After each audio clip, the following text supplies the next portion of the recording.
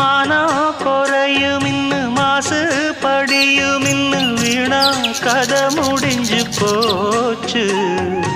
ஈசான மூலையில லேசான பள்ளி சத்தம் மாமன் பேர சொல்லி பேசுது. ஆறாத சோகந்தன்ன தீராம சேர்த்து வச்சு ஊரும் சேர்ந்து என்ன ஏசுது. மாமா மாமா உன்னத்தானே எண்ணி நானும் நாளும் தவித்தேனே. கூண்டுக்குள்ள என்ன வச்சு கூடி நின்ன ஊற விட்டு கூண்டுக்குள்ள போனதென்ன கோலக்கிளியே.